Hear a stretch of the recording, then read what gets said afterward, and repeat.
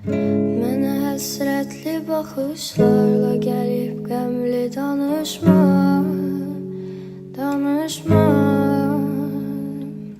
Yenə qısqanma, alışma, o kim bu kimdə soruşma, soruşma. Səndən ayrı qalmaq elə pisdir, pisdən betər, bitər bu hicran, biter, gedər gözümdən kədər. Sənə hissim ayrı hisdir, bu könlüm səni istər. Yetər bir baxışın, bir dəfə baxsan qara gözlüm, qara gözlüm.